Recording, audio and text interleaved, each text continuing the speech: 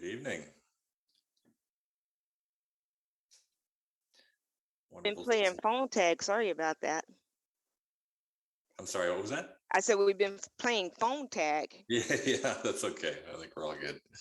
Look at everybody. Thank you guys for coming on. We just give it a couple more minutes before we get started.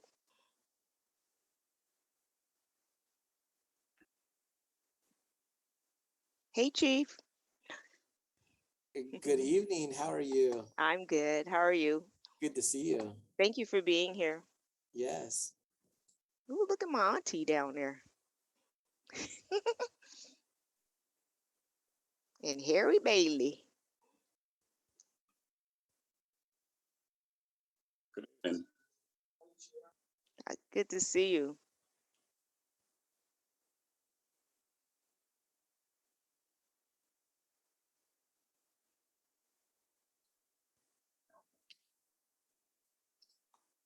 Okay, there's a few more people still coming on here.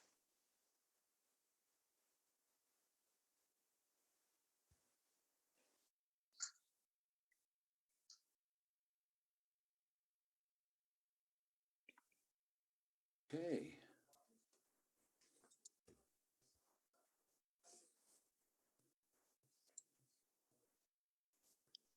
Unmute. Okay. You should be on. Okay.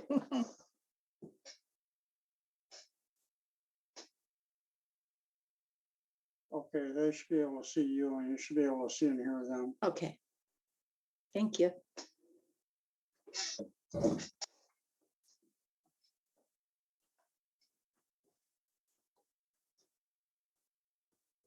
Well, I think we'll go ahead and get started because we do have a very, very full agenda tonight. And I just first let me say very much so I am overwhelmed. Thank you all for being here. This is uh-oh. Excuse me. You want to mute yourself? Anyway, sorry for that. And like I said, thank you all for being here. And my hope is that you take this information tonight and share it with your neighbors and your friends, and come back and bring back someone for the next meeting. Which next meeting we'll be talking about. We'll talk later, but we'll be talking about stopping detentions. First of all, I just want to welcome everyone again. I would just like to thank Dr.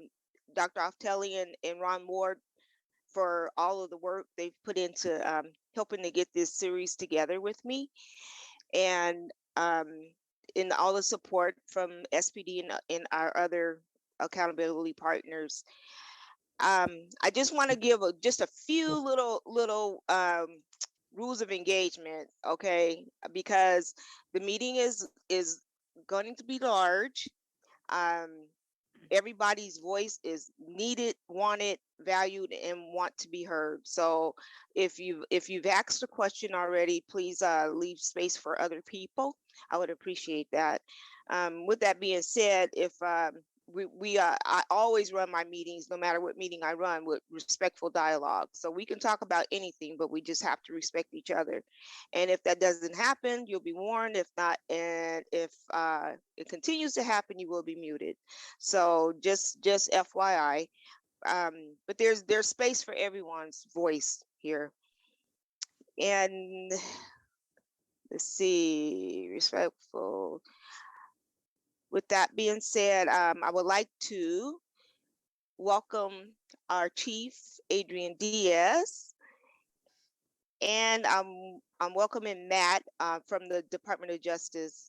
So if you two would like to just say a couple of words, then I'll let you have the floor, Chief.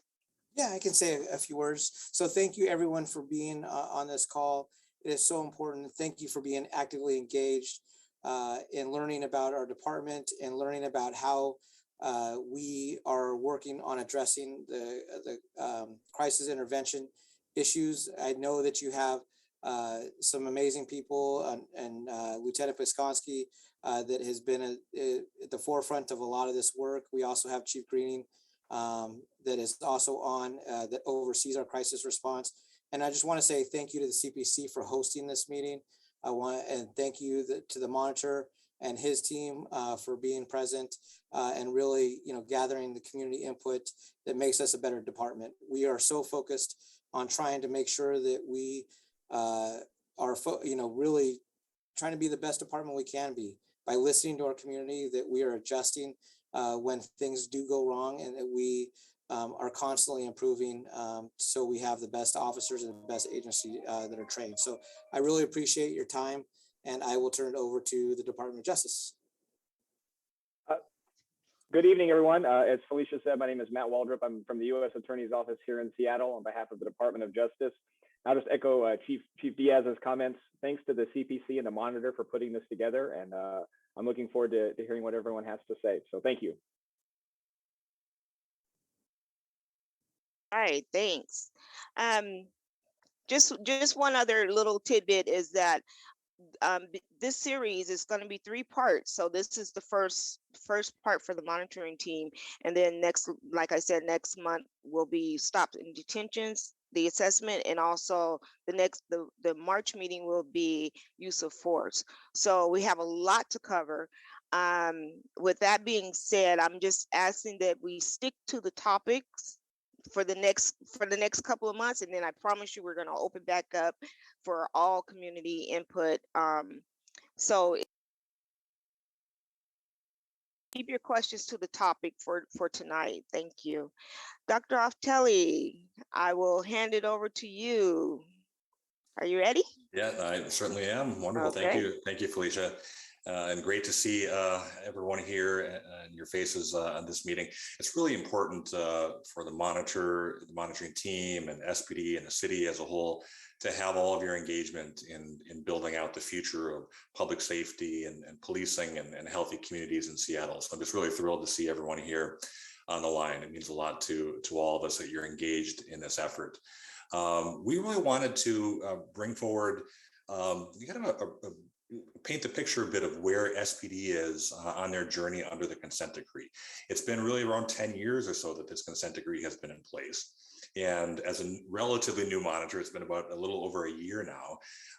We wanted to take the opportunity to reassess where we were in major areas of the consent decree and re-engage the community to help everyone understand the progress that's been made, where progress still needs to be made, where we might go next with building out the future of public safety, compliance, as we call it, with the consent decree, and what we can all do as a community to make things even better.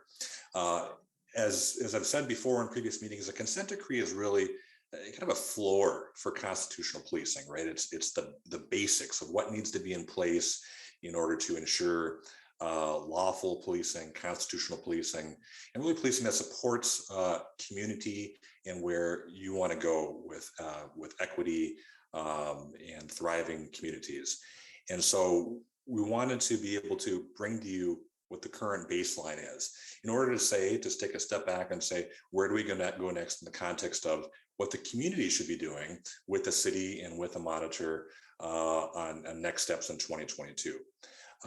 As I've relayed in previous meetings and as I talk to people in the community, what's really important for all of us right now going into 2022 is to be thinking about how we transition certain parts of improvement, of innovation, of new ways of working with Seattle Police Department, transition that back to community in areas that we can, so that we can have community voice to lift up where the city goes next on this. There are certain areas where we may need still federal monitoring for the consent decree. There may be areas in the future where you as a community say, hey, we can take this from here and we can bring our ideas forward and innovate and drive transformation in policing as a community. And so we really want to start that dialogue with all of you tonight. As Felicia mentioned, we'll have 3 of these sessions that will give you this baseline of this comprehensive assessment of where Seattle Police Department is in these core areas of the consent decree, as I mentioned. And with each one of those, we'll be able to take a step back and say, what should we do next? Where should we engage the city broadly from a community perspective to do new things? Where should we engage with CPC to take on new research and to come up with new ideas and new solutions going forward? and where, if anywhere, do we need federal oversight for certain areas still to drive forward transformation. So broadly, we're just really looking forward to these next 3 sessions to get your feeling, your lived experience, your ideas, and your ideas, importantly, to move all of this forward into the future. So with that kind of baseline, what I'd love to do here is share some of the findings. Let's see, Felicia, maybe you can make me a co-host with you, and then I'll be able to share this PowerPoint of our assessment work. Okay, wonderful. Let me try that there. All right, so we've been engaged in, let me do a view here of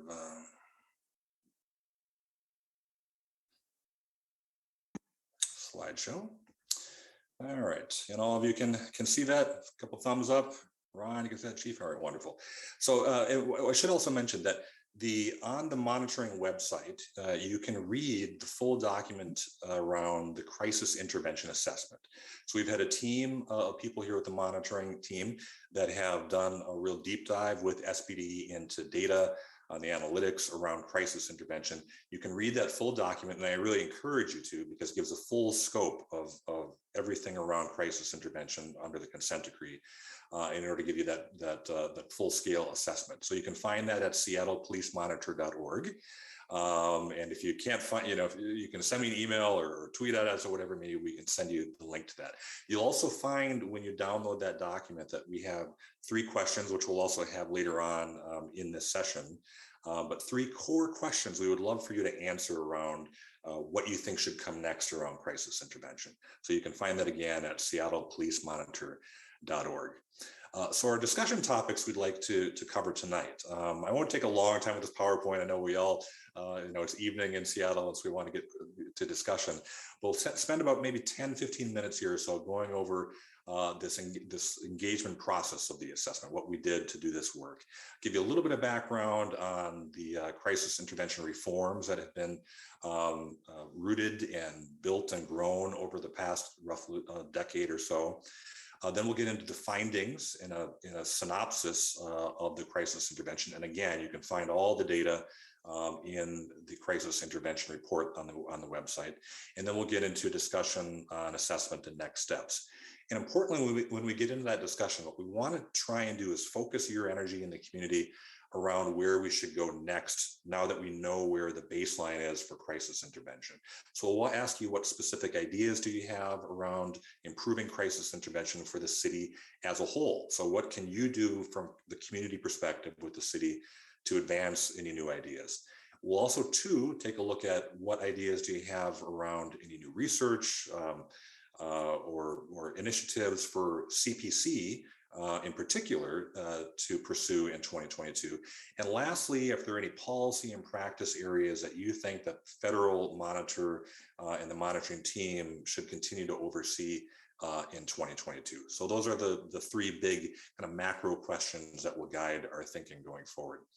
So as a reminder, a bit of the background, the DOJ, Department of Justice, found a pattern or practice of force in crisis situations when we initiated the consent decree process. So broadly, what that meant is that in areas where Seattle Police Department was engaging with people in crisis, there was a pattern of troubling practice there where there was maybe use of force that was not needed.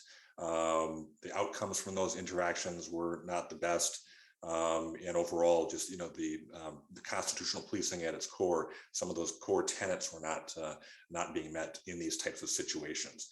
And there, as we can see in data, there are there's a high number of these types of interactions, and that's grown over the years of people in crisis, unfortunately. So the consent decree required SPD to improve all of their work around this, their policy, their training, the coordination across departments around this, the documentation of what happens, ideally being able to work with people in crisis to get them help in other areas beyond arrest, for example, and to more or less manage all those crisis contexts in a way that we can quantify them and measure what happens and start to see where the outcomes are. Importantly, all that beyond the consent decree will help the city of Seattle to think about what types of outcomes do we want for people in the community when it comes to people in crisis over the long term. It will help us to really think about the reimagining work that the mayor's office will take on, in particular around creating more healthy outcomes for community around this and creating more resources for people in crisis. What we did find from background is that SPD did achieve initial compliance with those mandates from the consent decree, and a subsequent review of that in 2018 found sustained compliance with that. Felicia, I see your hand is up. Do I everything okay there? I would just ask that if you could go back a little bit on the slides with some of the information you had. Go back Yes. to the previous slide, or Yes, please. okay, this one. There was one with the statistics. Okay, what actually, so I'm seeing on my screen, I'm looking at a slide that says engagement topics. Is that what you're saying? Okay, go ahead. I'm sorry, go ahead. Okay, so are you seeing the slide that says updated assessment? Yes, thank you. Okay, Ron, yes, finger up. Okay, great. Okay, so in 2016, there was initial compliance found by the previous monitor as well as 2018. What happened after that is there was a period of time where there wasn't really a lot of measures taking place from a monitoring perspective, but Seattle Police Department has been collecting data on this for all that time.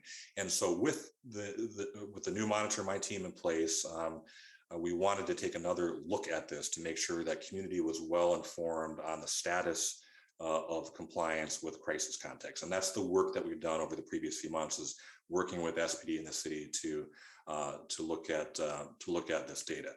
So importantly too, I want to mention that you can find all of this data on the crisis contact dashboard on the Seattle website for Seattle Police Department. So one critical piece of this, I think it's important for us to remember, is Seattle, all of you as a whole have done a wonderful job over the past, really, particularly like 4 or 5 years at bringing this data forward publicly. So when I know we're talking strictly about Seattle here, but when we look at this across a number of cities, Seattle's doing a wonderful job at displaying this crisis information going forward. Are we all seeing the same scene? Yeah, okay. Sounds good. Please show your hand was up. Okay, all right, good. And we'll get to Q&As right after. We'll go through this relatively quickly, and then we'll get to broad Q&A around this and discussion around those three questions. So where we some of these broad stroke data, what we're finding is that there's a high number, of course, as we know, of crisis events every year. All of these crisis contexts, anytime an SPD officer interacts with a person in crisis, the crisis form needs to be originated and written up. So these crisis contacts are what drives a lot of this data. Part of the training that was prescribed by the consent decree was to have CIT, crisis intervention training, for officers within SPD.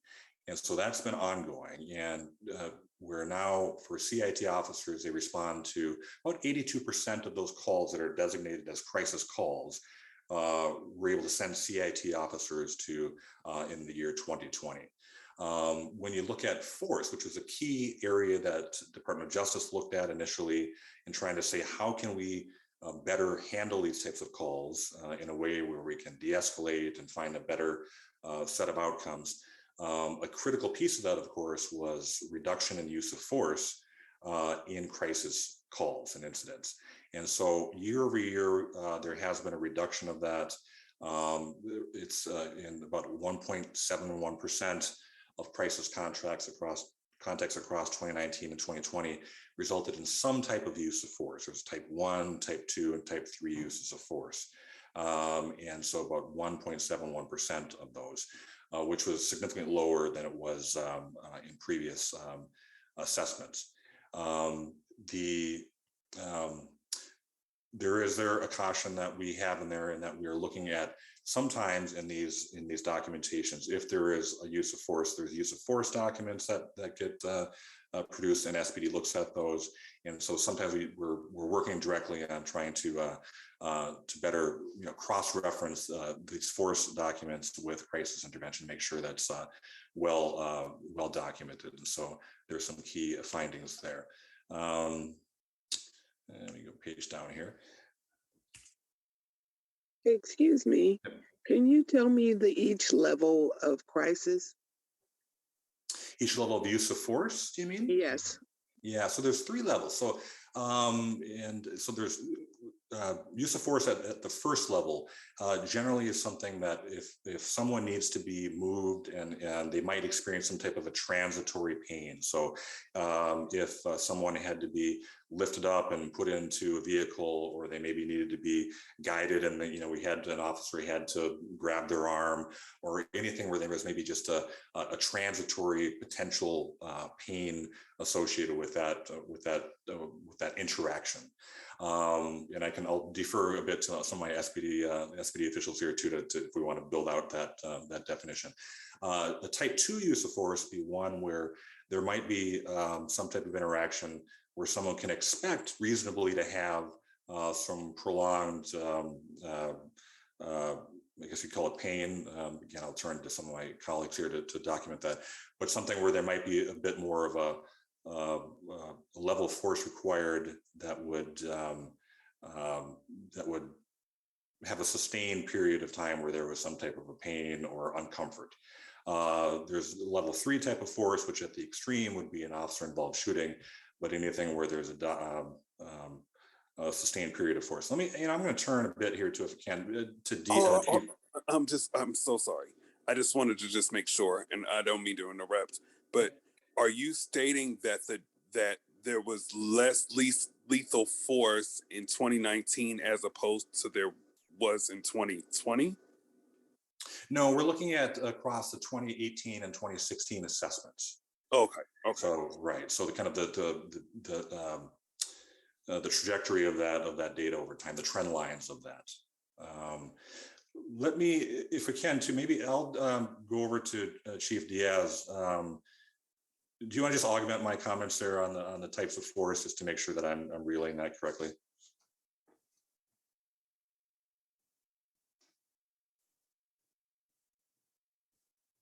Is he still on?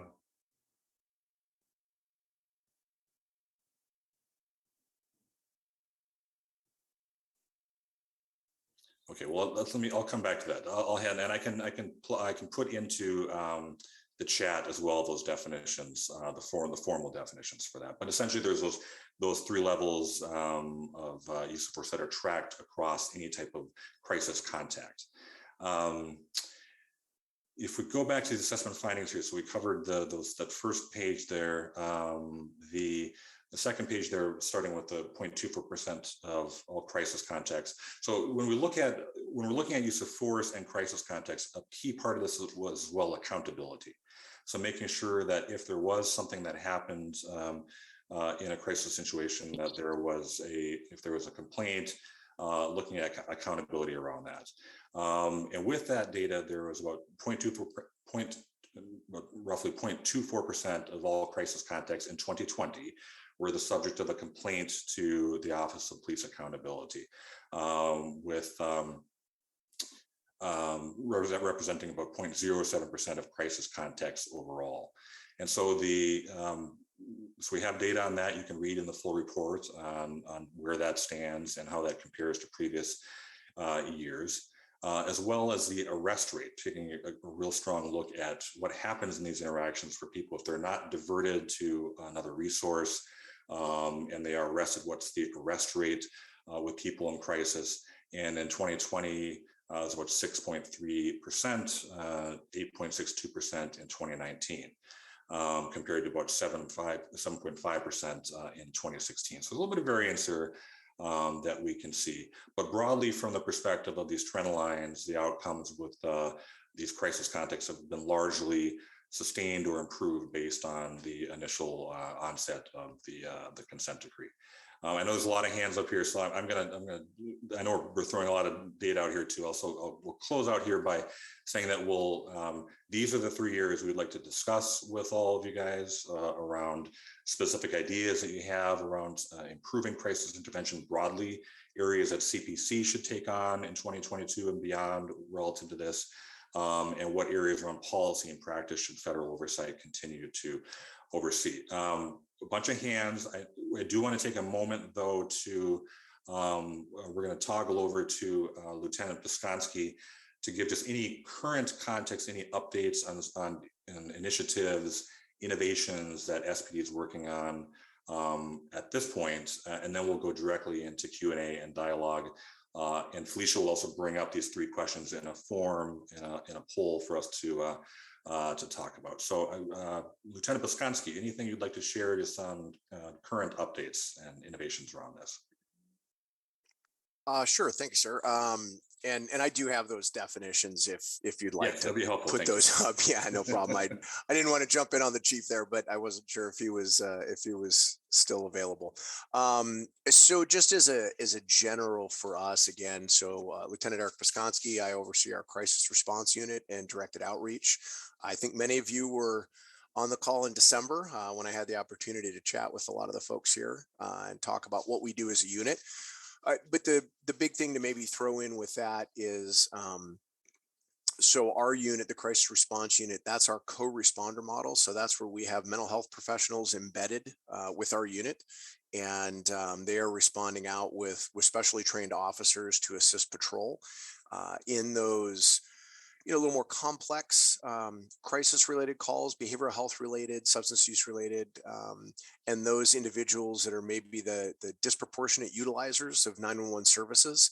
And that's really where we try and direct our focus and our resources to be able to, have those folks, those specialty officers and the mental health professionals responding out. And then any of the follow-up or development of crisis-related plans, crisis response plans for those individuals where it's most applicable, and providing that guidance for the patrol officers out on the street. So, we've had quite a bit, and just to chime in and give some folks a little bit of context, so that when we refer to those CIT trained officers, that's that national model, that 40-hour training that officers go through. And the state academy is who hosts that training in the state of Washington. And unfortunately, due to all the COVID restrictions, they have not been able to put on one of those trainings in 2 years now. In fact, we were very excited to have the first training in 2 years launch at the end of this month. And I just got the email 2 days ago that they had to cancel due to the changing COVID landscape. So they're looking at February 1st, or I think it's the second week of February that they're going to be launching that next class. So that will bring another influx of 40-hour CIT certified officers back onto the street, because we've had a little bit of a lapse of that training. So.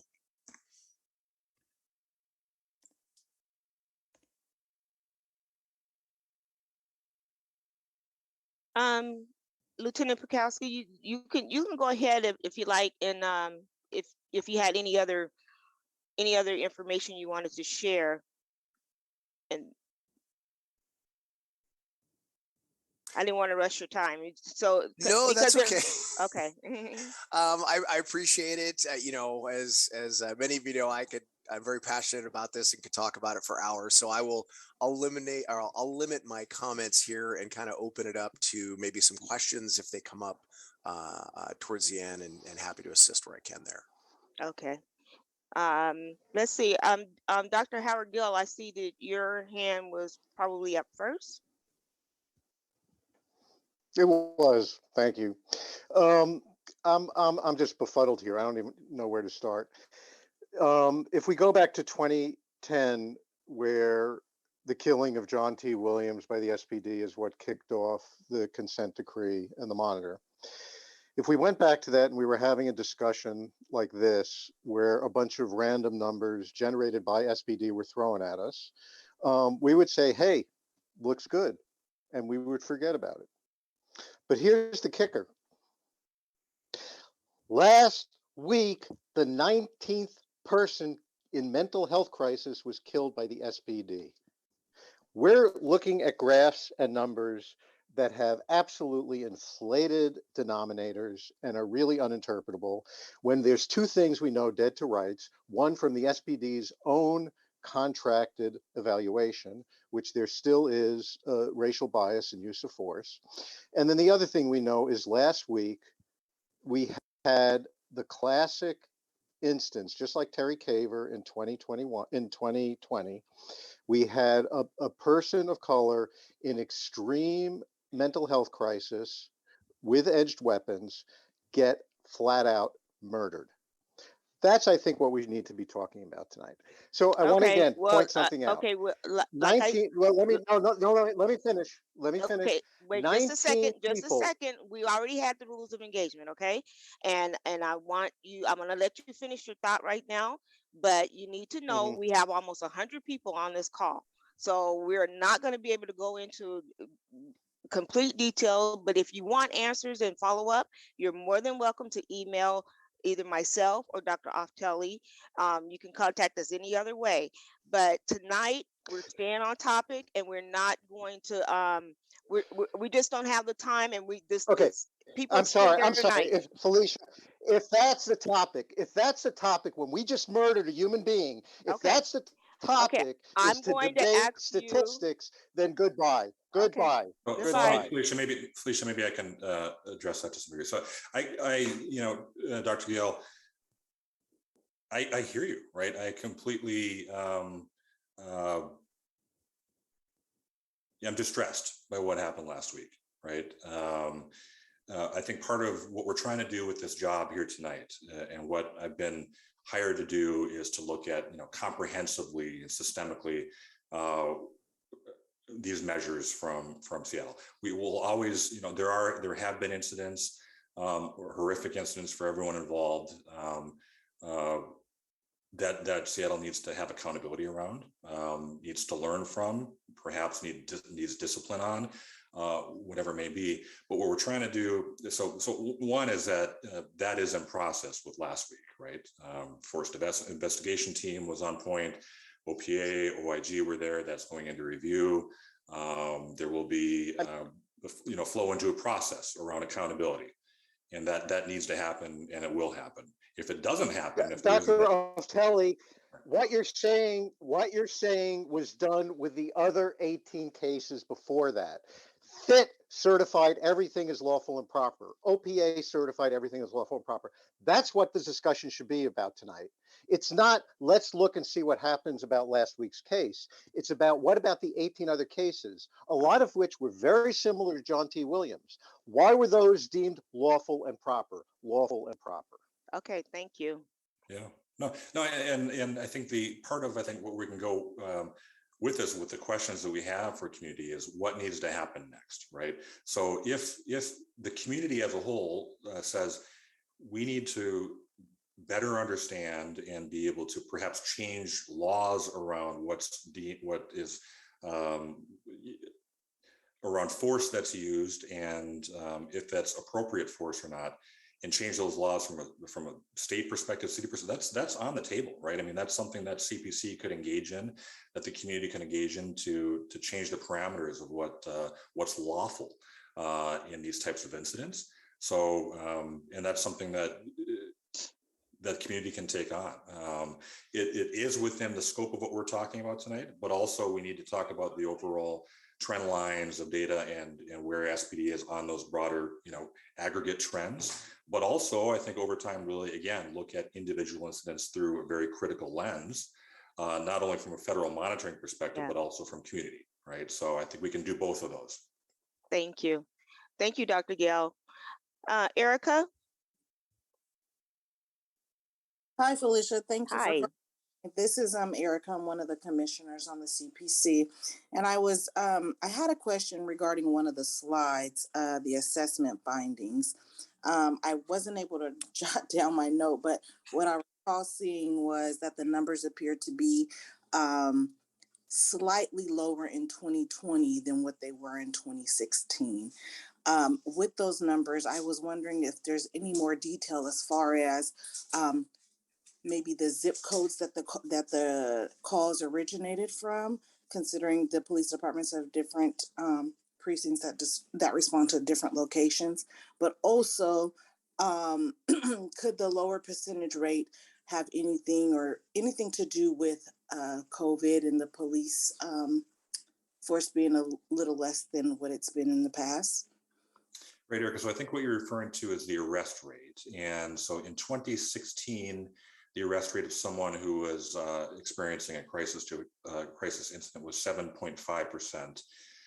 In 2019, it was 8.62%. And in 2020 was 6.3%. So it went down a bit. So let me make sure I have these years correct here. I'm sorry. Okay. So excuse me, in 2016, 7.5%.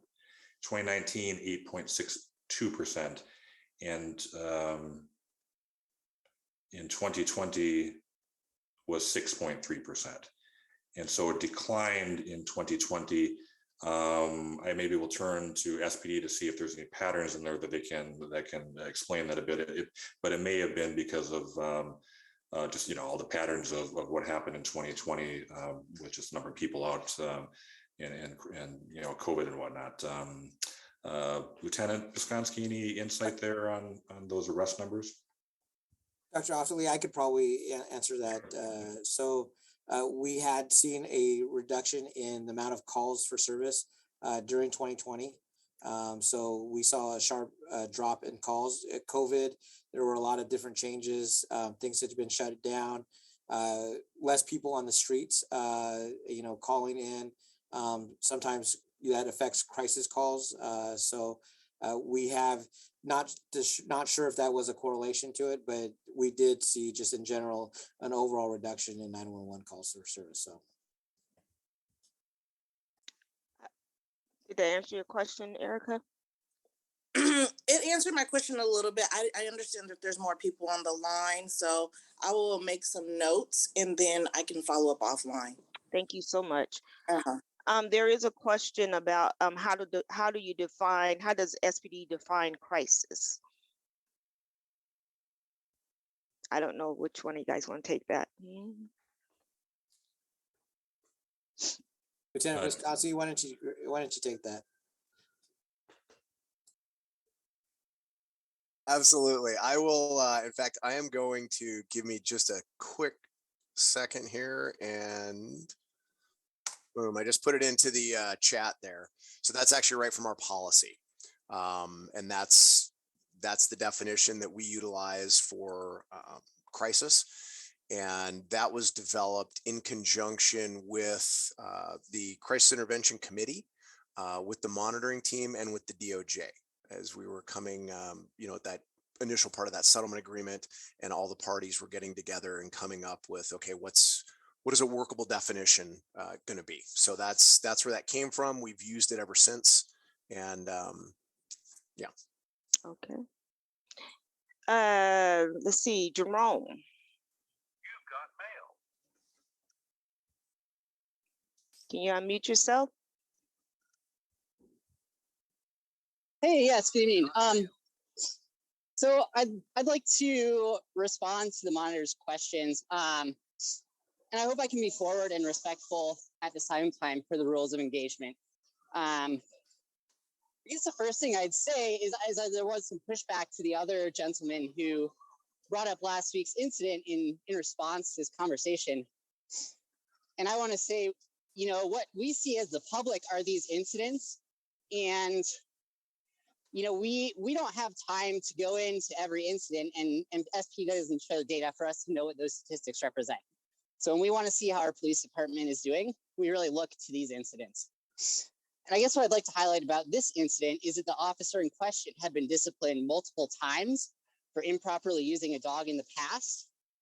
And instead of firing that officer, we let him continue to be part of the SPD, and now he's killed someone. And I guess what I would tell to the monitor is, we'll see what this investigation says. But really, from my perspective, I just don't think it's acceptable that officer was continued to be allowed on the force given their disciplinary record. And now, look at here we are. So I know there's a lot that goes into that with the CBA, et cetera, et cetera. But what I would say is I really have not seen progress towards removing bad officers from the force under the 10 years of the consent decree. And if I'm going to be forward, I would say that's where we need focus. And we need a lot of focus. And the standard the officers are held to right now really is so much lower than what the citizens here deserve. And I think the OPA really has not been effective in holding officers to a high standard of behavior. And I really think that contributed to the incident we saw last week. So that's what I'll say. And I will turn it back to you. Yeah, no, Jerome, that was Jerome, right? Thank you for that. It's, as I said before, I think the hardest part for all of us, I think, with this work is trying to hold two different things in our heads, right? One is this idea of how do we look at SPD from a systemic lens, right? Just year over year, the major trends, these abstract numbers, as we call them, knowing that behind the numbers are real people, right? There are families, there are friends, there are community members, there are neighbors, right? That are an incident, right? That's someone in crisis. And so this holding one in our minds and our heads around how do we just look at this year over year and these trends to better understand systemically what needs to change. But then two, knowing that we have to look at each one of these individual incidents as well.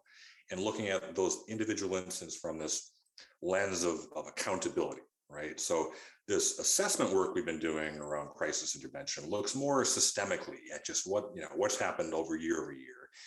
The accountability work that the monitoring team works on with federal oversight looks at, as well as the city and CPC looks at, is that other area, right? Where we have to say, what do we do there around these individual incidents to make sure that the outcomes from these are lawful, they're constitutional, they're fair, they're equitable, they're reasonable, all these other, criteria that we need to have going forward for the future in Seattle. And so I think on this conversation tonight, we do need to hold both of these two types of areas in our minds and be thinking about that.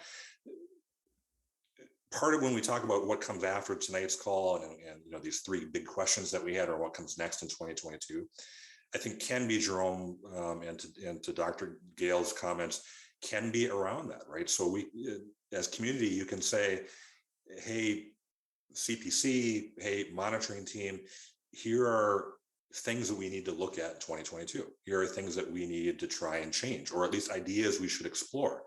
If, for example, it seems like that there isn't accountability in some of these incidents, or the policy in engaging someone was maybe an incorrect policy, or could be changed over time, that's something we can look at and port into our 2022 work to say, what can we accomplish as CPC? What can we accomplish from the monitoring perspective? What should maybe go to the state level for legislation, right? So again, I appreciate what you're saying, and I'm hoping we can channel that energy you have into some ideas around where we go next in 2022, both on systemic and on the individual incidents. If you don't mind, I'd like to respond really quickly. I guess what I'd say is I get that the federal monitor is trying to look at this systemically. What I've seen personally from the federal monitor is that the federal monitor seems more concerned with documenting progress than really rooting out problems. And I think the other gentleman kind of said it well. With crisis response, how you categorize that data could paint a very different picture. But what a lot of us individuals are seeing is we've been doing this federal monitor thing for 10 years, and we still have no confidence in the police department. So I won't ask you to respond again, but I hope you'll take that away. That a lot of us who live here don't have confidence in the department, and we really don't have confidence in the federal monitor because we haven't really seen any tangible progress. So thank you again. Yeah, no, and I understand that frustration from the perspective of a community member, although I don't live in Seattle, but I'm a Minneapolis resident. So I understand where you're coming from, that sentiment. The monitoring team, DOJ and the monitoring team have we have a certain job that we're hired to do, right? And that job is looking at systemically this type of work, but as well as looking at accountability and making sure the system is in place for accountability. So OPA and OIG and what happens with officer discipline, officer review of incidents and learning that takes place and discipline that takes place around that. So there is some teeth, in that. So for example, I know we're spending maybe too much time on this, but it's important because a lot of people are bringing this up.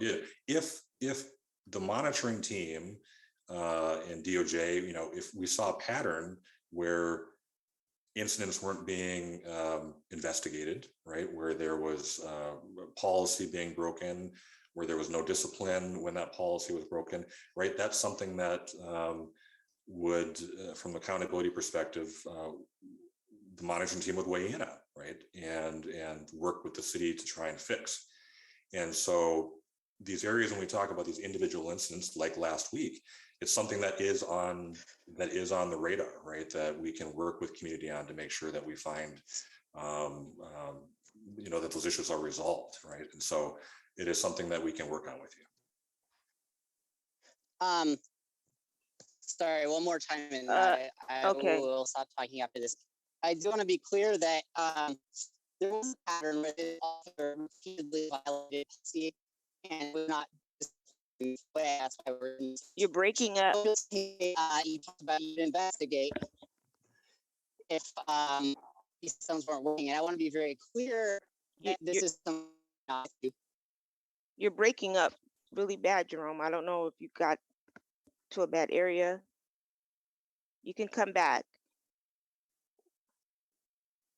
iPhone, I think that might be you, Deontay. It is. Thank you for being here. Oh, no, most definitely. Happy to be here. I think the issue that I think is bothering me a little bit with the presentation that was shown is just we're talking about helping the people in the spaces of crisis, and what was put in the message space was a damn paragraph, as if that was like a clear definition of assisting our community members in the spaces of crisis. And I'm thinking about how us being impacted by COVID, and I know that we've had a lot of people. There's been more bigger definitions, such as people in drug-induced states, and I'm just really having a hard time. It's more so of the issue that I'm having is just like, where is the rest of the damn data? It just doesn't seem like it's clear with the definition of how to I just don't, and trust me, I live to look into SPD data, ex Felicia. I love having these conversations, but I just feel like this one is a little bit more performative, so to speak, especially when it comes to assisting our community members in crisis. That's really all the hell I really had to say. I just kind of, it just doesn't seem very clear on SPD's navigation on what that would look like to assist us in the areas of crisis. I don't know. I just don't, and I can't even vision. I can't understand how the numbers would be low in 2020 and high in 2016. It just doesn't. I don't know. The shit just don't rub me the right way. I just had to say it because I love ask Queenie. She on the line. She know I live for this data and love looking into it. But it just, I'm still surprised at the little paragraph that it has in the areas of what defines crisis, which could pretty much define exactly why we keep on having these issues with cops and our community members to begin with. And that's it. So, no, thank you for that. And I didn't get your name there, sir. That's it's Deontay. It's like Beyonce, but I'm broke. Okay, wonderful, Deontay. So first, I guess what I'd say is, thank you for that. And I would really encourage you to go on to this SeattlePoliceMonitor.org website and download the full assessment for crisis intervention, right? Because you'll see the full scope of everything we've looked at. So in this session tonight, purely, it's just like a real high level flyover that I presented to you tonight, just like real top level insights based on the large document, right? So if you can access that, you'll see the full spectrum of data there. And from that, ideally, if you could give us some ideas on those 3 questions we talked about, would love to have your insight and your community experience based on that. Just mention as well that all that assessment work that we did was focused in on SPD, right? So we have to also realize that for people experiencing a crisis situation, there are a lot of factors that go into that, a lot of multidisciplinary services that the city needs to build up, and housing and health and human services and addiction services, et cetera, right? So that's that broad stroke lens, that ecosystem is not something that's reflected, in this assessment. We're purely looking at SPD. So, but going forward, right, I think one of the key ideas coming out of that is that we should have for the city broadly, a real strong focus, if you can advocate for that, around how does the city better respond to help people who are in crisis across all these different domains, these different professions, these different disciplines of mental health and housing and human services, et cetera, right? So if you could advocate for that, that would be valuable for the city. But please do look at the full data on the website, as well as on the dashboard that Seattle Police Department puts out. Okay, Mother Walden. Thank you for letting me speak. One of the things that I think that people that we are frustrated with is that for people who work to bring the DOJ to town, people who work to set up this system, I mean, I think there's 2 things that's going on. I think the broader community, and some of us also, hoped that the police shootings would go down. Okay, and all of this, and so for people, for a lot of us, seeing police accountability and police departments getting better is that the departments out of policy, that some of the shootings would not always be in policy, that we can get some police officers charged or fired, as someone that was talking about multiple events. And so this consent decree does not get to the problem of how do you get rid of bad officers, okay? And the city was found out of compliance on the accountability system. That system still needed to be fixed. And so people, what we're talking, the frustration is that we all know who do this work, if the policy is not updated or if the policy has not been trained to, there would be no discipline. But if the policy always finds or that the officer is in policy shooting, whether it's with knives or of that. And so when you look at what people looked at and was looking for police accountability on the 34 groups of people who signed the letter to have to bring the DOJ to town and to set this system up, there's 2 different realities. I mean, you were talking about data, and data is fine, but on the other side of the equation, the shootings did not go down. I mean, with people who and I, as a person who worked to bring, as mothers who brought the crisis intervention back from Oregon to Seattle, I know that most of the calls are handled successfully. And that's one thing that the community might not understand, that most of the calls are handled successfully. It's the ones that's not handled successfully. It's the one like the gentleman down on the waterfront. I mean, he was in distress. Now I think the Seattle Police Department is going to have the bowler wrap. Something else can help people in distress with knives that that officers are not killing people. So we have 2 different tracks here. We have the data, we have the assessments, we have the areas where the police department was found out of compliance and unconstitutional. That's what you're here to talk about. And then we have the fact that a gentleman just got killed last week. And Dr. Otelli, even in Boston, where are you from? I don't care how good the work is in the community. If it's a shooting, you're back to square one. And I don't think people understand that. I mean, I don't think so the assessment is fine, but it was a shooting last week. And so now we're still back to square one and all of that. So all I'm saying is that it's two different tracks. It's two different trains here. And I think that I want you to understand that it's two different tracks.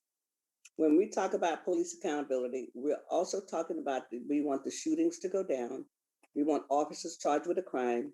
We want officers, multiple shooters that's on every police department in America, multiple shooters to be somehow moved off the force, because most of the shootings in Seattle and across the country are by officers who have already had multiple shootings. And it's no place that the consent decree gonna fix that. So some of the things that need to be fixed, it's not going to get fixed on the sustainment plan. How's that get? So I think it's two parallel tracks here that people are talking about, and the frustration. So if you can think about this as you bifurcate, think about the 10 assessments, the 10 areas that the city was found out of compliance, and CIT was one of those. Use of force, stops and detention, and all of those areas. And that's what the assessment is on. But how does that assessment fix this piece that people are talking about today? How do those 10 assessment will ever fix these pieces if the policy is not updated and the officer is not trained to the policy? It will be no discipline. Thank you. Yeah, thank you for that, Reverend Walden. And I broadly agree. It was a bit back to Deontay's question as well, right? I think that there's, and before that, we had another person that brought that up, and that there's the comprehensive assessment again is looking at data over long term, over trends, right? It's one lens that we're discussing tonight around better understanding where SPD is and performing lawfully and constitutionally for people in crisis, right? So we'll have another session, stops and detentions, another one in use of force in the coming, each month here in this forum to talk about all those. Each one of those areas will not only have the data, but also we'll have this other side that we were talking about around accountability, right? And there's accountability into the question a bit from, it's up here ways. Someone asked how we define accountability, and in broad ways, we're looking at that both from the front, what we call front end accountability and back end accountability. Front end being accountability measures, things like policies and practices and training that are put in place before an officer hits the streets to prevent bad things from happening and to hopefully increase the number of positive outcomes that happen when an officer is out on patrol and dealing with incidents. So all that front end work is a piece of accountability because we're trying to be proactive and prevention oriented. Then there's back end accountability. So in the areas where there is some unfortunate incident where there's an officer breaks policy, does something that's not lawful or constitutional in many different categories, that there's a process in place on the back end to make sure that that incident is investigated, that there's discipline if warranted, or at the very least that the system as a whole learns from that. So we have to be dealing with both of these. And everyone on these calls, when we talk about the individual incidents, we can look at that accountability from both sides, right? From last week's incident, are there things that needed to be done better around upstream, or not upstream, but around the preventive side around this, around front end accountability? That's an open question right now. Are there things in the back end around accountability after that incident that need to take place? And so we can look at both of those areas. CPC can look at that, the monitor can look at that. And so I guess, Reverend Walden, just you're right, and that we have to do both of these, right? We have to be looking systemically at the data as well as at these at the accountability side around all this. And that's what we're trying to do. And we're going to hopefully, with the ideas that come from you guys as well, be able to do more of that in 2022.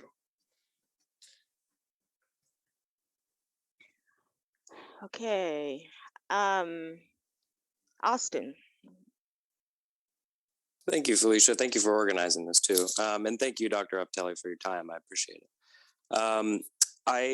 Can everybody hear me? I'm on a headset. Okay. Yes, we can hear you. I admit I'm confused that we've talked so much about accountability this evening, because I was under the impression that the monitoring team's position was that officer discipline was not part of the consent decree. And if I've got that backwards, that's on me. But my impression has been that that the monitoring team and Judge Robart have been at odds about that a little bit, because obviously the judge found Seattle out of compliance on accountability because of the way that the accountability ordinance was weakened by the SPOG contract. But my impression, just from CPC meetings and from speaking to you previously, was that was that and other forms of officer discipline were viewed as outside of the scope of the consent decree. So I would just appreciate a little bit of clarification on that, because I really appreciate what Reverend Walden said about the fact that, if policies are not enforced, then there's not going to be any discipline, and everything that we're doing here is up in the air. So. Yeah, thank you for that, Austin. It is a difficult area to parse, right? And there's a lot of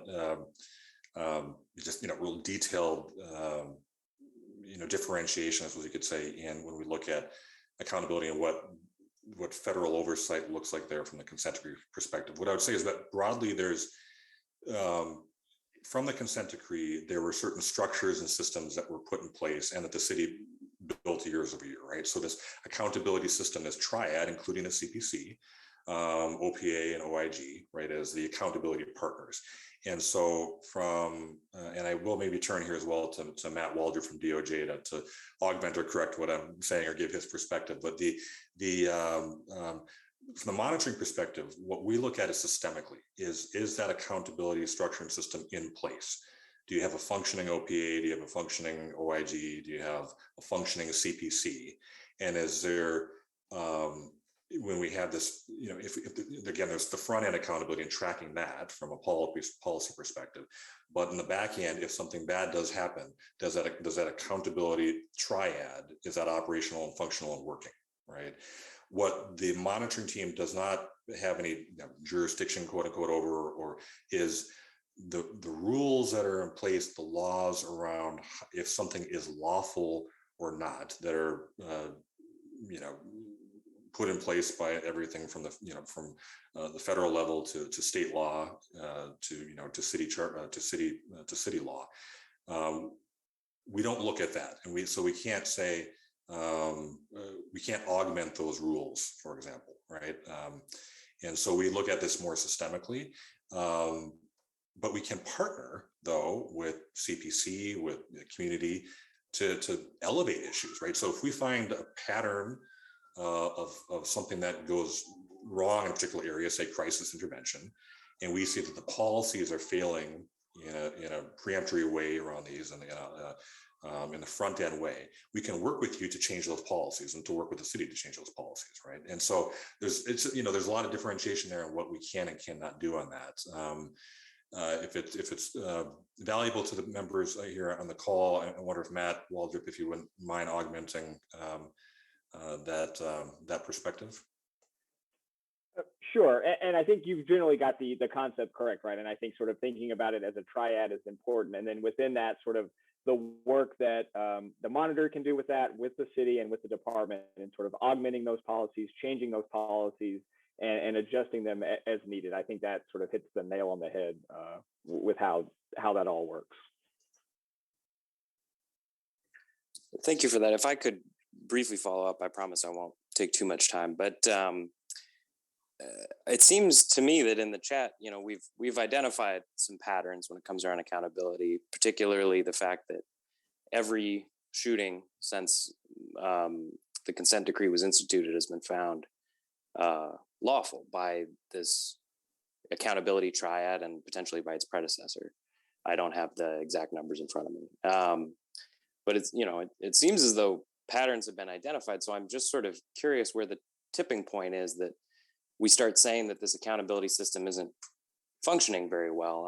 You know, I mean, when you've got a clear pattern like that, and then you have other troubling indicators like whistleblowers at OIG, you have OIG refusing to certify OPA investigations from time to time, you have a lot of people raising a lot of very serious concerns about the functioning of this accountability system. And then you have obviously issues like the ruse, the lie, which I know is outside of the stuff we're talking about tonight, but you know, something that definitely shakes the faith of the community in the accountability system. I mean, where is the tipping point where patterns have been identified and issues have been raised, and at a certain point, you know, the monitor takes that up? No, Austin, it's a solid question. You know, I think that let me just say too, I know there's a lot of questions coming in via the chat here and comments. We are capturing all of that so we can, you know, so we can figure out a way to synthesize this. In addition, there's been a number of people who sent me a direct message. I'm not able to type directly back to you guys, so I think we can capture those too, and or you can email me, or I'll try and get back to people with these direct messages. But so Austin, I think I don't have a you know, a concrete direct answer to this right now, but I think what we can do though is take everything you guys have been saying here and take a look at it from, you know, what we're asking for all the community here is, what do we do in 2022, right? We have kind of these broad strokes, the data, you know, from the trend lines of, you know, we're talking about crisis interventions. And I know we've broadened the scope here a little bit in some of our conversations, but, you know, what do we do around this in 2022?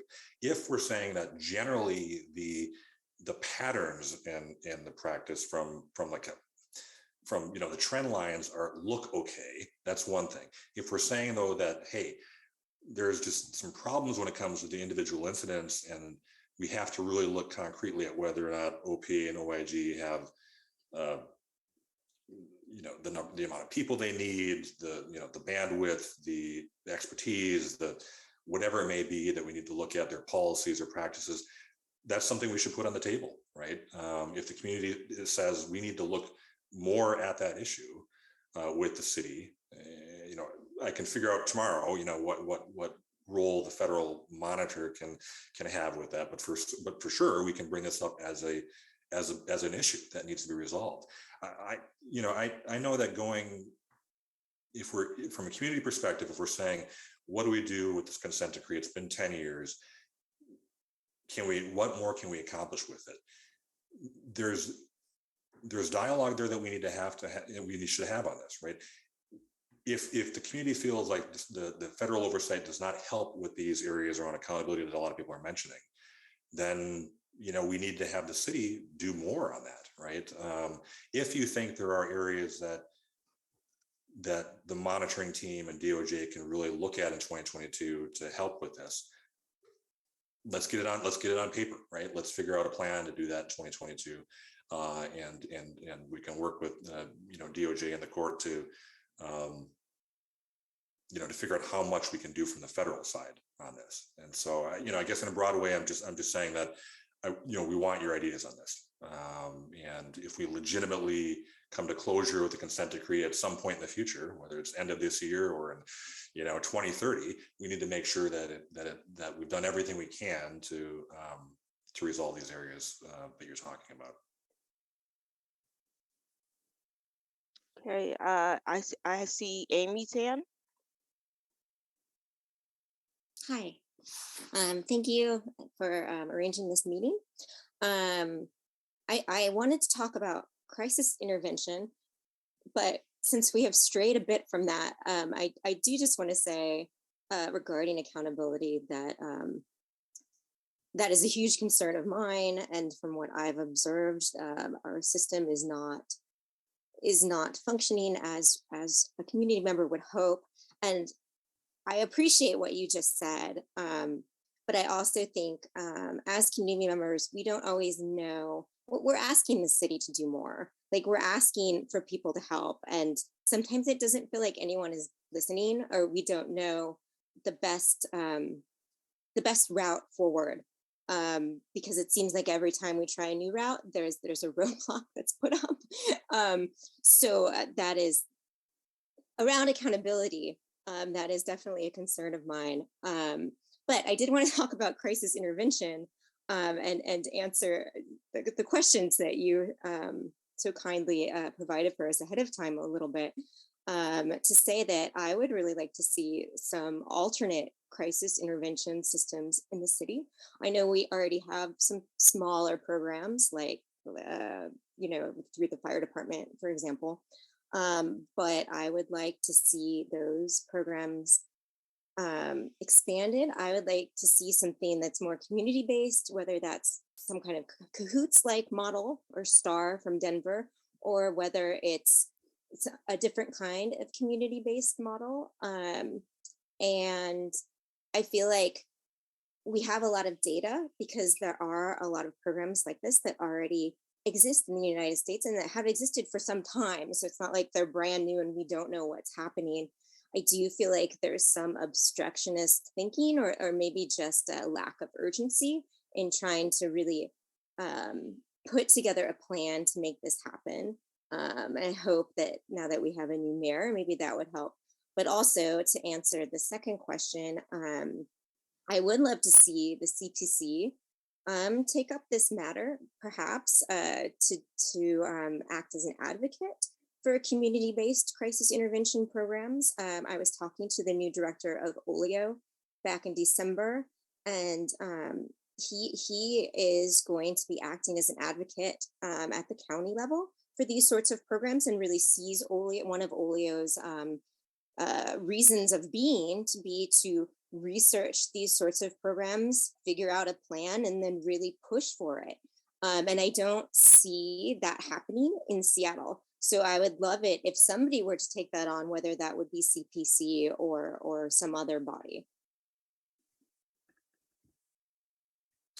Great, great one. Thank you for that, Amy. I think the broadly definitely agree with you, right? I think the city has done quite a bit of work. I don't have the exact stats in front of me right now, but there's been a pretty big investment, but needs to grow in areas of alternative response. And so Health One, which is the fire department, which you talked about, has a team stood up on that. SPD has had multidisciplinary teams with mental health professionals that have accompanied SPD. We might be able to turn to SPD to see if what the status of that is, if that's going to grow or not. But under the Dirk administration, there was a concerted effort to look at, along with City Council, to look at alternative forms of response and to start building that out year over year. Quite a bit of grant money has gone out already to the community to design new forms of community-based response, particularly to help people in crisis. So that work is ongoing. I don't know what the posture is of the new mayoral administration, but my assumption is that they're going to keep building on that along with City Council. So the resource allocation decision, I think, to that is something that that the community needs to push on to continue to talk with City Council and the mayor's office around continuing to resource those new forms of response and finding the balance of how quickly those can be built out and scaled up in order to respond in a robust way. And maybe over time to reduce the footprint of sworn officers that have to respond to these types of incidents, as well as building out the new 911, 988 infrastructure. The 988 was federally driven infrastructure that cities will have to respond to for people in crisis and to be able to send resources out in real time. So all that infrastructure needs to be built and scaled up. But you're right in that it's critical for the future. Most progressive cities are moving that way, and I would expect Seattle to as well. I'll just follow up by saying I cover this, so I'm aware of what the city has been doing. I think that overall there has been a lack of urgency, and there have been roadblocks put up that I was disappointed to see being kind of deliberately placed. At least that's what it seemed from the outside. And I don't think enough is being done. And I think it's really easy to find excuses for why we can't do this. And so from my perspective, it's just been very frustrating because we see these solutions being implemented other places, being implemented more quickly, and with less roadblocks. And these are the sorts of programs that honestly there's not a lot of controversy around it. Like in general, people are in favor of this. Yeah, no, absolutely. I think this, I can't speak for every elected official in Seattle, of course, but I think if we look at last year and I think pretty much every city council member has been supportive of that type of work. SPD has been supportive of alternative response and helping to build that out. The mayor's office was, and so I think you're right. So yeah, I guess I'd just say I agree. There isn't much there that federal oversight can do to propel that, right? So because our job is to look directly at SPD and the trends there, but we can collaborate with the city. That at least under the previous administration was called the reimagining work to try and create channels for that work to happen. So whatever we can do there, we can. And please do submit those ideas again, even though they are being worked on. I think the more people we have talking about it, the better. Thank you. Okay, we're gonna take Ron, and then Emily, if you could put the poll questions up after Ron, we can start to get a little bit more into that. Thank you, everybody. Good questions, good comments, good conversation. Just to put a little background too. Last month we had Lieutenant Piskowski from the crisis intervention team do a full presentation on crisis intervention, and so I guess I kind of feel like it may feel like we're coming in the middle of a conversation instead of the background and all of the all of the things that go into to SPD and their crisis intervention team. So I apologize for that because we did have a full presentation last time. So if it feels like the middle of a conversation, we definitely will do our best to get to everybody's questions and all the information in the chat.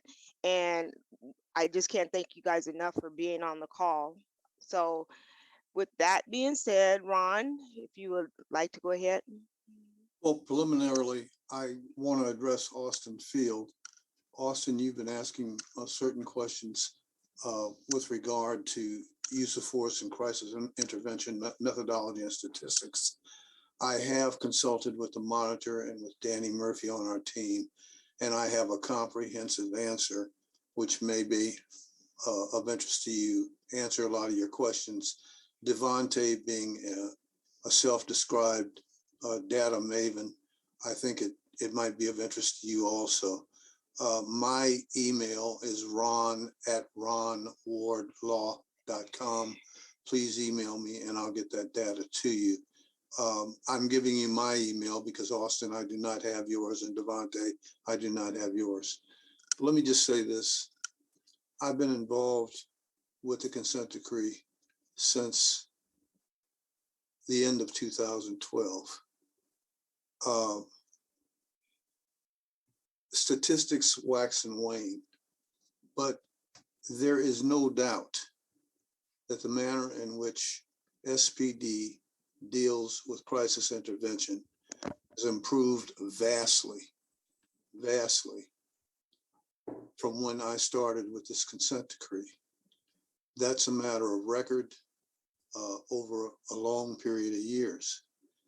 That does not deal with the specific issue of specific fatalities, killings, tragedies. The consent decree was originally articulated with regard to the petitions of this community for the purpose of addressing patterns, practice, policy, systemic change. Ultimately, that is to put in place policies that preclude tragedies from happening via training and via repetition. It does not deal specifically, book, chapter, and verse within the four corners of the doctrine with officer misconduct other than through city agencies which deal with accountability. It does not deal with certain aspects of accountability because those are the subject of state law and of collective bargaining. One of the purposes of this series of community engagement sessions is to get your ideas so that we can use what influence we may have with city officials and with this system as a whole, with SPD, with Chief Diaz, in order to try to get actualized the things that perhaps the consent decree cannot reach. So there are individuals on this call who are absolutely encyclopedic with regard to the subject of police reform, with regard to the data, with regard to the statistics, with regard to innovations that are occurring around the country and other communities. Please, I implore you, don't just come to these sessions if you love your community and complain about the reality that is. Give us, you, the community, the ideas, the tools to move forward in order to try to use what influence we have to affect what you want as reality in this community. More than that, I don't have anything to say. Austin, I really appreciate you getting me your email, and Devontae, you also. Thank you. Okay. Any follow-up?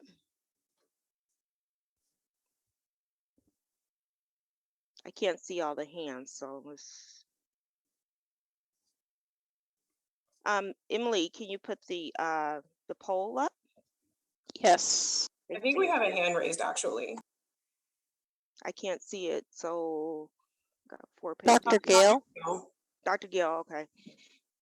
Yeah, I'll try to make this quick. So Thank you. just in response to what Ron said, I think after 19 really stunningly horrible murders, if we have to communicate that to the monitor, I think we have a far, far deeper problem. But to get back to what was said before, the cahoots model is not going to stop things like the people in mental health crisis that are getting killed.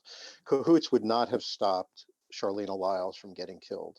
It wouldn't have stopped any of the 19 people, frankly, because they did have some form of weapon, and it just wouldn't have been a proper model. The point is, Camden, New Jersey, a lot of other police departments over the last 6 years, 7 years, have sent officers to train in England to be able to deal with people that have blunt weapons, edged weapons, things that are not guns, and how to contain them and how to take them down and preserve their life. This is not rocket science. This has been going on for years. It's been going on for at least 6 or 7 years in the US, where we send people. It's been going on for 40, 50 years in the United Kingdom, where no one with a knife gets killed, except for the rare cases of terrorism. Last thing I'll say is this. The way these injustices get perpetuated is by fractioning things off. Let's have a conversation about use of force. Let's have a conversation about crisis intervention. But these things are all tied together. And as I said in my comment, I'll say it again. If an officer can beat the living shit out of people like they did in 2020 and get off scot-free, which pretty much 99% of them did, and these are white people of means on TV, and yet they got off scot-free, why wouldn't you feel a certain degree of entitlement and freedom to abuse people of color, which I see happening all the time? So these things are not separate. What happened in 2020, if we don't have accountability for that, which we don't, and we're finding out more and more of what's gone wrong, then how are we going to stop these other things? We can't fraction them off and say, oh, demonstrations are here, crisis intervention is here, the fact that the police flagrantly lied and put people in a dangerous situation in CHOP in 2020, that's over here. No, these things are all part of a piece. Last thing, I know I said the other thing was last thing, but here's the real last thing. No amount of training, no amount of policy is going to make a difference without accountability. Tell me what area. I work in psychology. I've worked in hospitals my whole life. Give me one example where there isn't accountability, where if you don't follow the training and policy, there isn't an immediate consequence.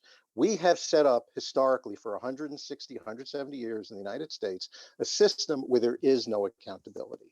So we've gotten it backwards. We shouldn't be working on policy. We should not be working on training. First thing we have to do is have accountability. Then we can start to put policies in effect, and when they violate them, hold them to account. Thank you. No, thank you for that, Dr. Gale. I guess what would be fantastic to see, right, is I think we've posed a series of questions to this forum here in community. Dr. Gale, you've been quite eloquent in this meeting and in previous others at talking about the number of people who've been killed by SPD, around accountability that hasn't happened. Give us concrete ideas on where we should go next with those. So in regards to, say, for example, 19 or whatever the number of people that's killed over the previous however many years, it would be great if you could, instead of continually bringing it up, document each one of those and say, here's exactly where a policy was broken or where a policy should be changed so that we can hold an officer accountable.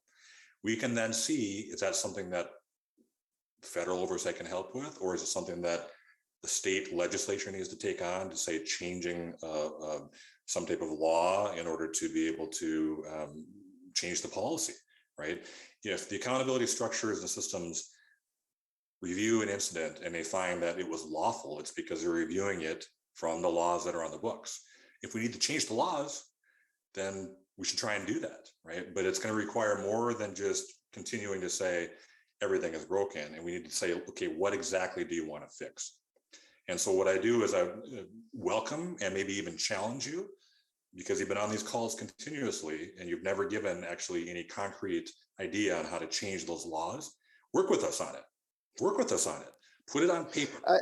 I'm sorry. I do have to interrupt and push back. I've been very clear.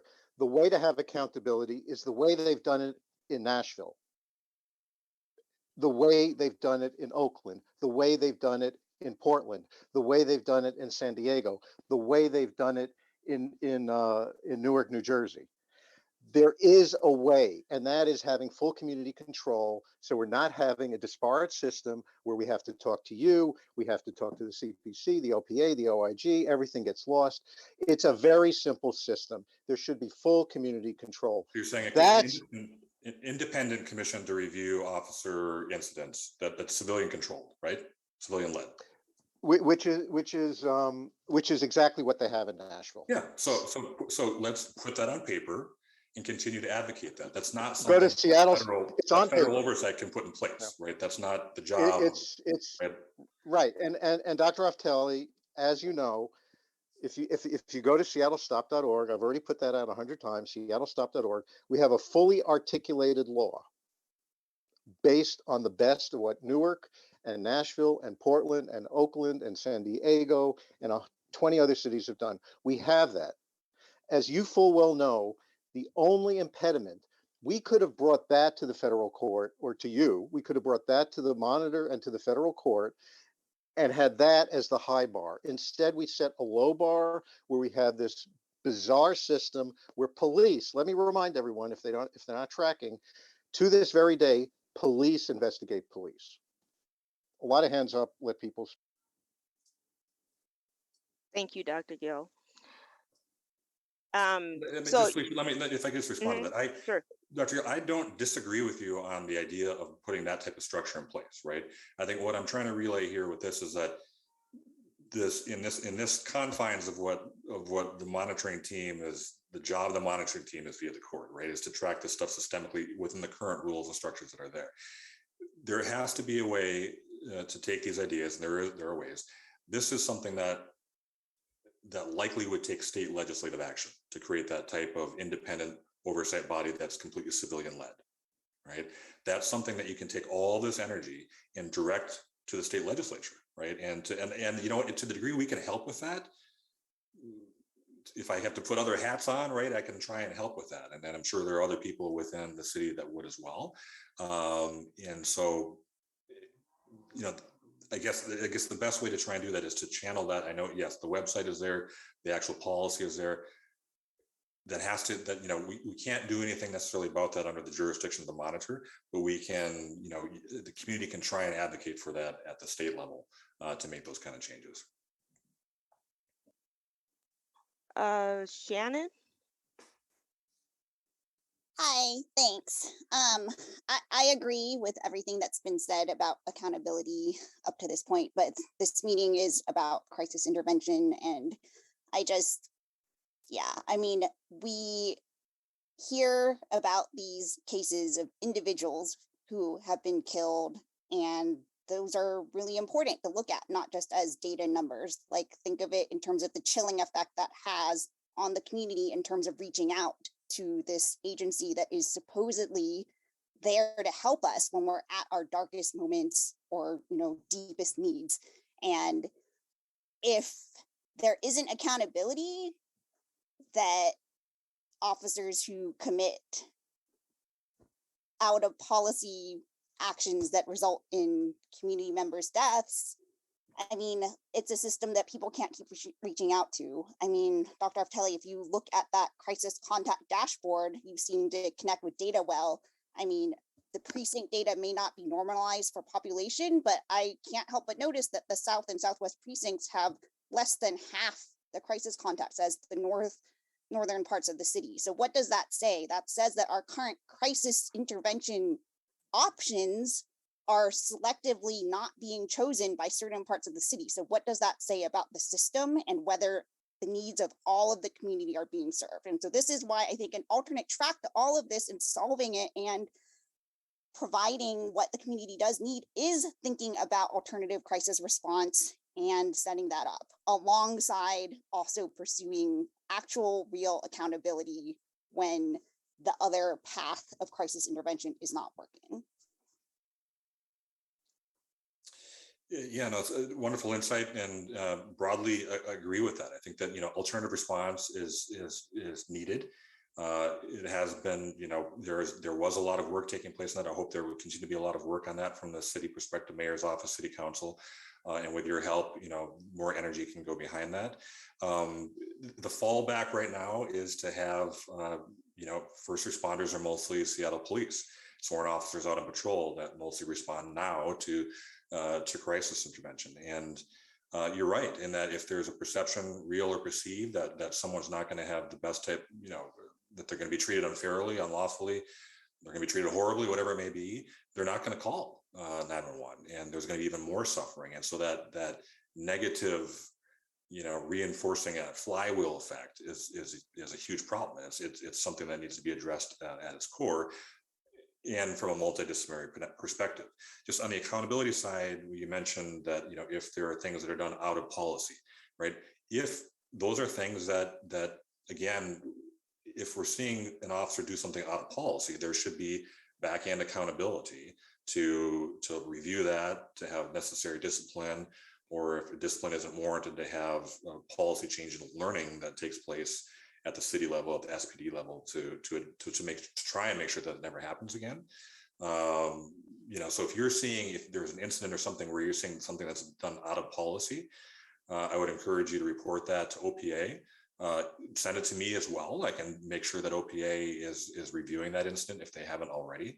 So if you have seen anything that's out of policy, you know, please, like, you know, make sure that the system knows about that. And then to build on that, if there's, going back to, I think, a lot of the accountability questions, if the policy needs to change, then let's put that on a, you know, put that as a concrete idea for 2022. There may be things that we need to change in policy to prevent something from happening, for that front end accountability, right?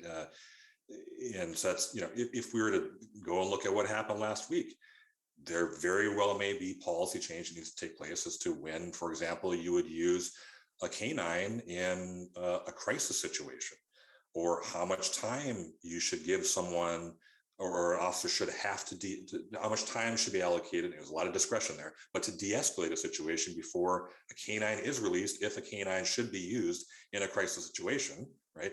There's a number of policy things there that could be looked at and potentially changed advocated for by CPC and by you, and then overseen potentially by a federal monitor to make sure that there's compliance with that new policy, right? So these are areas where what you're saying, we really need you to engage and to say, concretely, here's where we can go next with that. So we really look forward to your ideas coming in via a survey.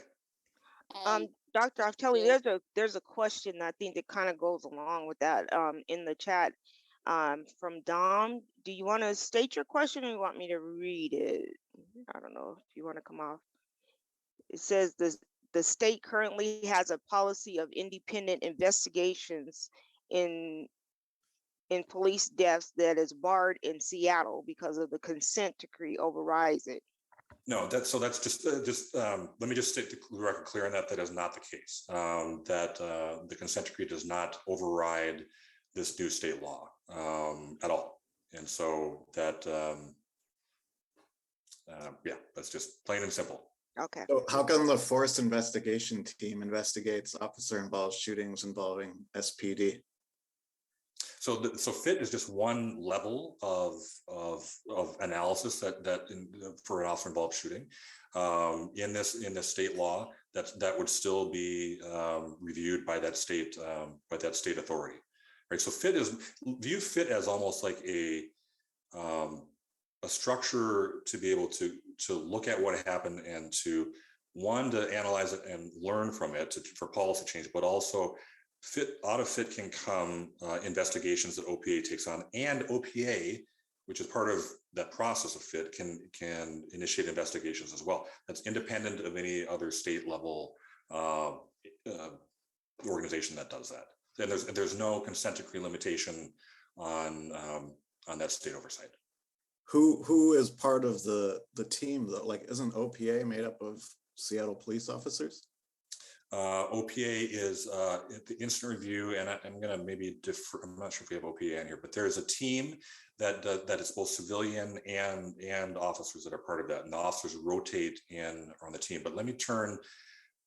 I think that's warranted for a more specific answer. Right. I can answer that. The law says that the agency has to be independent of the agency that had committed the homicide, as it were. Right. So that, like, Seattle police can't be investigating a Seattle police homicide. It's got to be people from agencies outside of Seattle. But that's not currently the case. There was someone was Matt, were you gonna, who was that? I can answer the question. So there's two parts to this question which are complicated. The simple part is, at the current time, there's only two, and this is because of the SPA contract, there's only two civilian investigators, but the SPA contract prohibits civilian investigators from leading an investigation that might result in the termination of an officer. So almost any serious case is going to have to be led by an SPD sergeant who will rotate back into the squad. So, and I think that should be obvious to everyone that that's just wrong. The question you were asking, I think, is two questions.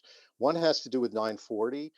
Seattle was exempted from the 940 requirement for external review, but Seattle SPD does have King County Sheriff review, which I think is pointless, but whatever. There is the new state agency was created last year in 2021. For independent investigations under the Attorney General of Washington State. That, if it looks at 2 or 3 or 4% of the cases of police killings or death in custodies in Washington State, that will be amazing. It's going to look at a very tiny number of those. So that's really not going to help us. That's it. And what I don't know is if that can be scaled up over time, right? I imagine when it's in the early setup of that's going to be limited in scope and bandwidth, right? But that's something that can be scaled up over time, but not something that's been under my purview to review. So I'm hoping that the community could advocate for that as necessary. Thank you, Mr. Carroll. That probably didn't say it correctly. Forgive me. Yeah, you are all right. Yeah, I'm sorry. I was in another meeting, so I missed many of the portions that this great community has discussed. As an immigrant myself and represent many communities, there is a lot of disconnect with the police department and the public at large, especially communities of color, immigrants. They don't want to call police because they don't want to die. And the data speaks for itself. We don't have to argue on that. One thing that I would like to see is the police department refusing to investigate itself and trying to come up with solution, which is so many blueprints that has been done quite successfully in other states that many of us eloquently spoke about. Why is that you are asking us to give a solution? Already there is a solution over there, just like asking victims to come up with something rather than those people who perpetuated the victims to solve the puzzle. On the second level, really, I don't see the police department reflect as Washington and in terms of recruitment. I don't know what is going to be done in the future. And I have talked to the previous mayors, and we were not successful in this regard. I like to see more communities of color to represent what all City of Seattle department, City of Seattle looks like in terms of reaching and hiring. We had a couple of candidates, they were successful, they were not successful. It is really, the police department is a very closed to other communities of color. So I like to see more openness in terms of hiring, and the exams should be done by outside rather than the police department itself, because there was some problems in the previous time. So what do you think in terms of the future, how to work closely with communities of color and get the trust that the communities of color are yearning for the future? Bereket, sorry if I'm not pronouncing that correctly. Thank you for those questions. So you put out some broad ones. Or just on the recruitment, we're trying to focus tonight on crisis intervention in the remaining time, but we should maybe Felicia and our CPC colleagues have. I know there has been last year some presentations around recruitment, particularly from how we recruit more people from across community and communities of color. So maybe we can have another session on that in the near future around recruitment and even just like some look at what the current number of officers are again, and just what the pipeline is for recruitment and training and the academy and et cetera. So we could do that. Your broad question around community trust, particularly around communities of color and in immigrant communities, it's critical, right? It warrants a lot of other discussion, and at a base, it requires improvement in all these areas that we've talked about in the consent decree, and it involves much more community engagement by SPD in all communities, and particularly engagement with communities of color and immigrant communities. I would go out and say a little bit that from my lens, that it is SPD does not have enough attention right now, from not an intention standpoint, from a number of officers to be able to do true community policing. Right now, most all of the officers are assigned to patrol and to 911 calls, right? And so there isn't much ability for SPD to go out in the community to have dialogue and to co-create solutions and to work directly with community. I'm hoping that that's something that year over year can be improved. That's a whole other topic of discussion, but right now there is a bandwidth limit as to what can be done with that by just in broad ways. And then just as your primary question earlier is why we're asking you for ideas. Again, with this tonight's focus around crisis intervention, we've wanted to present just the broad strokes of where the trends are and what that means for the city. We need, though, because federal oversight can't solve all problems. It can't fix everything or bring every new idea and innovation in. We need community as we transition oversight of SPD and community takes that on. community will more and more need to create those ideas and those innovations and have those well thought through and documented. And so that's why we're asking is partly to get those flowing and have those on paper, so that whether it's federal oversight or it's CPC, and community, we have those ideas. And so that's why we're asking for those tonight, and we will be. And on the monitoring website, you can, please plug in your ideas that you have around crisis intervention on that. Thank you. Okay. Chief Diaz, I just want to give you an opportunity if you wanted to chime in. Totally up to you. I just would open that up to you.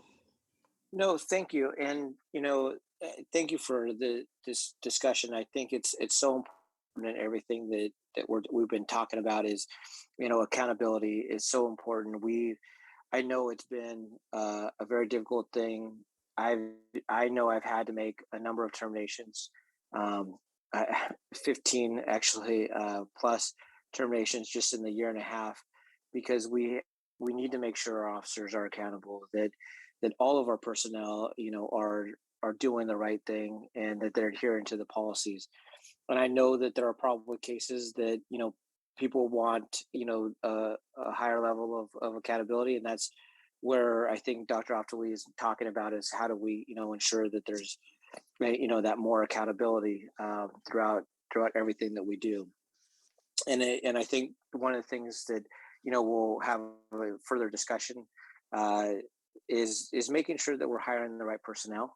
Some of the personnel that is with us for 30 years, is typically what an officer stays with in a department. And, we want to make sure that they're the right people for the next 30 years. And we've, increased that level of diversity. We're at around 41% of all of our hires are people of color. And then also, we've increased the amount of females that are in the department. I think that is going to be the next, important piece to this, is making sure that we've got healthy officers in our department, that they're also dealing with some of the challenges that, I would love to see us not necessarily be heavily involved in dealing with people in crisis, dealing with people in homelessness. These are social issues that I think, people put this on the department to address. And I think that if we can find ways to support community alternatives, Triage One, Health One, and other community organizations to best be able to be suited for this work, I'm a big advocate for that. I did oversee our crisis response unit, and as an assistant chief, but know that it's we need to make sure that our mental health systems are also have the support that they need to build and grow. Right now it takes a juvenile close to 6 months just to see a psychologist. So we know that our mental health professional is tapped in just over the last couple of years because of COVID and all of the other things that there might be tapped with in the future because of just kind of getting acclimated to dealing with all the stresses that everyone has been under in our community. So those are just a couple of thoughts just in some of this discussion, but thank you for, it's been really a great conversation. I've been trying to take notes as well and listening to everybody's thoughts. Thank you, Chief. I have one question in the chat I want to get to, and then Valerie, I see your hand is up. Let's see, sorry.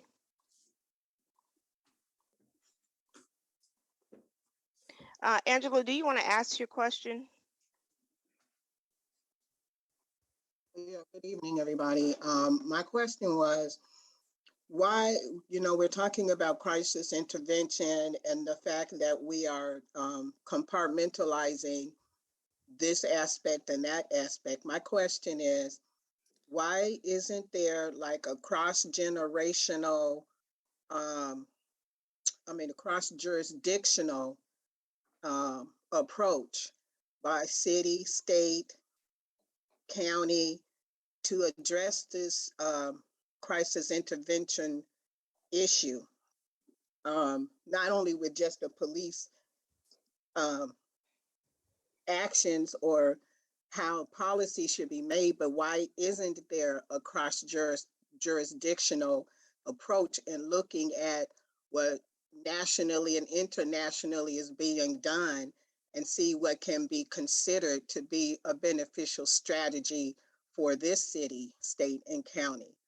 I don't understand why you're not working collectively with the King County Behavioral Health to figure out how community can be an integral part of the prior to crisis, so that the need for the police to respond to crisis is reduced on some way if community has a better frontline understanding of certain things. So I'm just trying to understand why we have so many compartmentalized, the CPC's doing this, the city council does this. So why can't we collectively come together with a solution? That's my question. Thank you. So Angela, I'll try and address that. It's I guess broadly, I would agree, right? I think that it's a solid idea that you just put forward, that I think people are working on that type of cross-jurisdiction response, but needs to have more concerted effort in kind of two broad dimensions. One is what can the region do across jurisdictions, so across state, or city, county lines, and across sectors, so nonprofit organizations, community-based organizations, city agencies, county agencies, but also across disciplines. So what can you do to get to the root cause of challenges when you put together people from mental health and human services and housing and education and workforce development and policing, et cetera, in order to better address those challenges and come up with solutions, and then really critically figure out where does a region need to go next in order to build that frontline capacity. As Chief Diaz mentioned, and as we've seen in other forums, right now there's a lack of a capacity across the entire system, particularly around people in crisis, mental health, addiction challenges. And so that idea, while not something the federal monitor could oversee, is a really solid idea for the city and the region to advance. And so but it's something we can advocate for. The reports coming from the monitor that we submit to the court, we could have a recommendation there. The city and the region should do that type of work. And so it's a fantastic idea you have, Angela, and I hope you continue to push on that. Thank you. Yes. Valerie, thank you for your patience.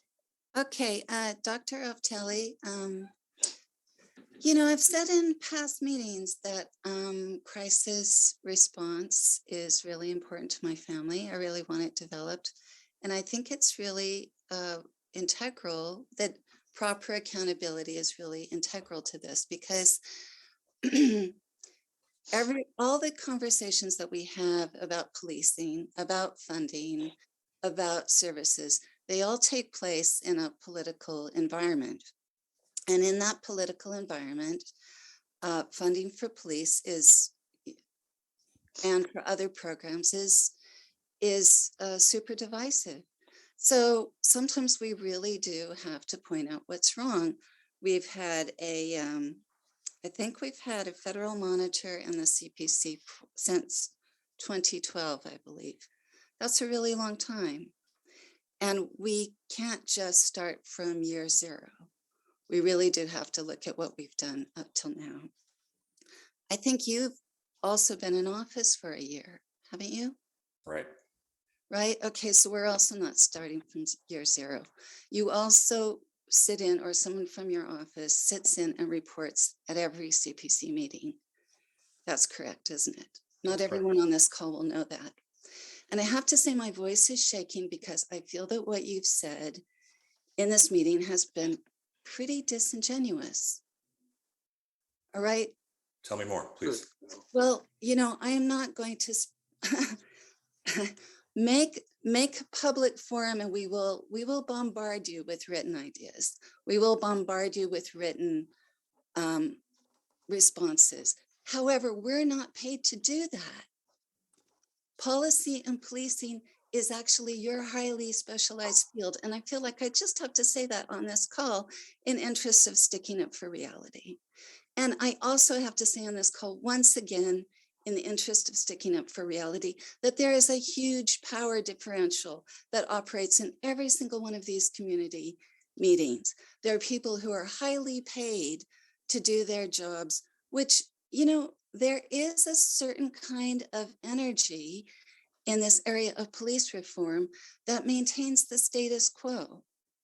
We're not really finding, there are tons of articles out there that show that federal consent decrees aren't really achieving as much as community initiatives. So that's really a conversation that we have to change in Seattle. And so I would urge everyone who is on this call or who watches this video, go into the chat and read all the comments in the chat. And, you know, there really have been many, many, many ideas and written responses given to CPC, City Council, and the monitor. But if you want to open up a place where we can all send you much more written information, we will gladly do it. And we will have that conversation. However, if we have that conversation successfully over a period of time, we will make the federal monitor's job obsolete. And I hope that you're in favor of that. You know Move on to the next one. Valerie, that is part of the goal here, right? I agree with you that if you look at what federal oversight can do in consent decrees, it is really in many ways the floor. It's the bare minimum, right? It's the basics of lawful and constitutional policing as measured by laws that are currently in place, right? And so we look at measuring the policies and the practices to adhere to that baseline. What community wants is above and beyond the baseline oftentimes.